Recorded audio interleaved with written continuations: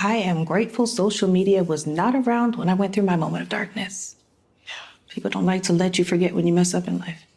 Those are the cons of social media. Yeah.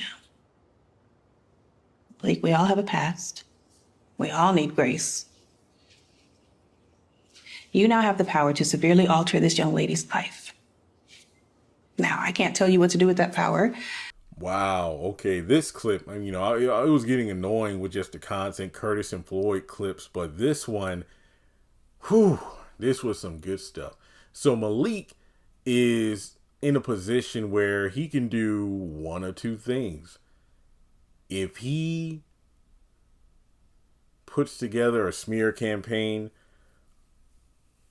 with incriminating evidence of the opponent's daughter getting completely wasted, this could be the thing that gives his boss the leverage needed to win the upcoming, I believe it's trying to get councilman or something, basically win the upcoming election. And it also comes with a promotion. So obviously this would give him the money and whatnot needed to move out, because a few episodes ago he mentioned how he's trying to, get this position to make enough money so he, Lisa, and their daughter can move into, their own apartment or something, because, the Payne household, CJ and Janine's, is a bit cramped up. And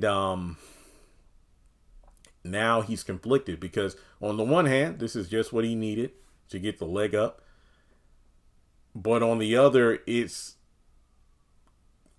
something that can ruin someone's life. And man, I feel you. And I think this relates to what I do because, over the years, especially in recent times, there have been so many moments where I could have done a video on someone and gotten a lot of attention online for it. But at the end of the day, I felt like it wasn't what I wanted to do, because in the short term, it would give my channel a boost in terms of viewerships and, maybe even subscribers.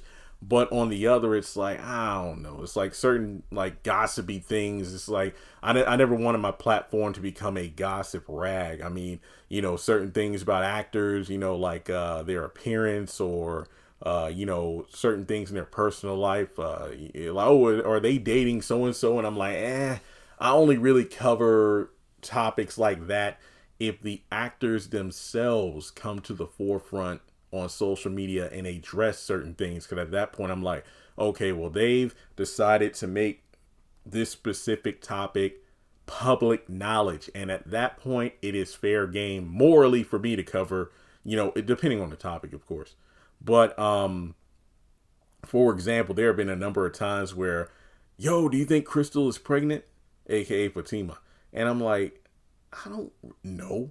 And if I did a video at a specific time, I'm pretty sure would have got a lot of traction. But on the other hand, I thought no, because I felt like that's hurtful, because when it comes to, a woman, I feel like if you say oh, you're glowing, are you pregnant?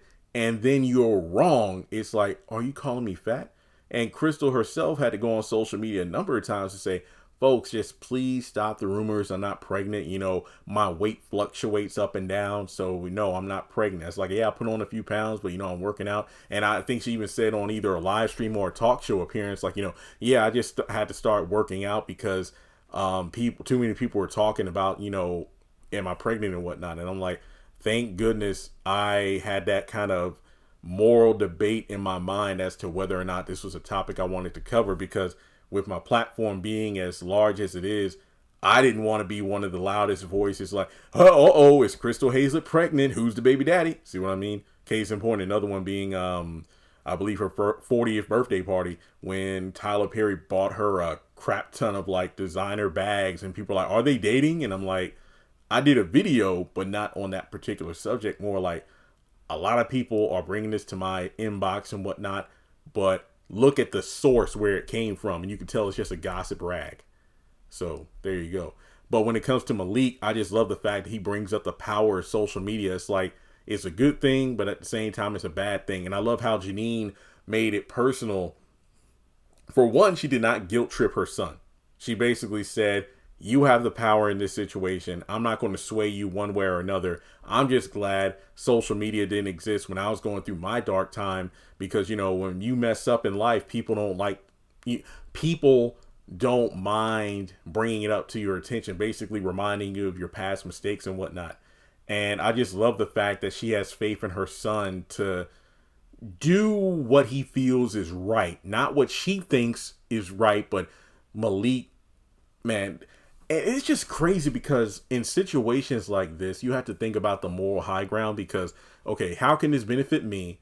But I know this is going to be detrimental to someone else. And at the end of the day, if I don't do it, somebody else will. But when you look at it from another perspective, I feel like having Malik at the head of this smear campaign, it's going to be one of those things where you could argue that the candidate could possibly use Malik as a scapegoat. Like, hey, I didn't sign off on this. The person in charge of this particular campaign did it as a way to destroy my opponent. So their hands are clean. So that's a potential way of looking at it. So Malik could be saving himself and his own future political reputation.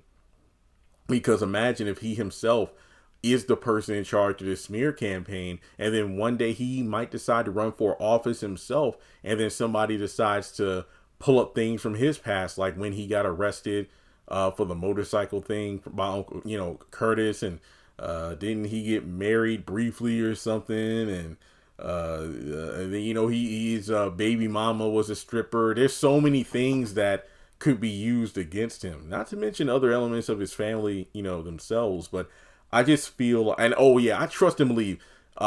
If let's say Malik is on the campaign trail and he's talking about anti-drug, or well, technically he's been like pro legalizing marijuana and whatnot. But imagine if somebody gets their hands on that. It's like his mom was a crackhead or junkie. That could be, oh man, that would be awful. So I truly do feel like this is an incredible moment for Malik. And ironically enough, remember the first video I had to reach 1 million views recently was about the Malik thing where Doc Shaw, there was a whole thing when the show came back in 2020.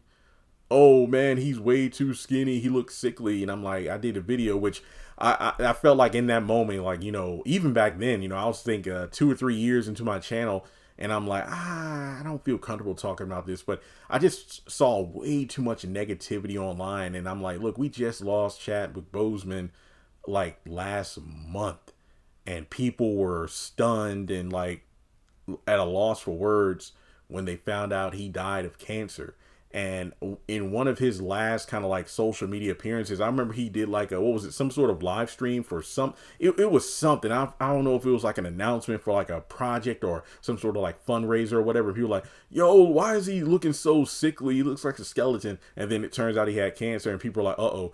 And that should have taught people not to judge people by their appearances, because you don't know what that person's going through. You don't know what they're going through. And like with Doc Shaw having lost all that weight, people are like, oh, he looks weird and all. And I'm like, have we not learned anything? And then, come to find out, he mentioned that, hey, I just lost weight because in my family, there are a lot of health issues pertaining to weight. So I decided to, change my diet and drink a lot of juices and whatnot. And I'm like, it's sad when people had to come out and address these things because too many people are talking about it. So I said that I'm always proud of the award I received a couple weeks ago. Kind of like this video represents that, hey, it is possible to do a video with some positivity and it still gets numbers, because we live in a day and age where negativity, in this case, that video of that girl getting drunk, that video will get traction. That will easily destroy the opponent, as opposed to like a campaign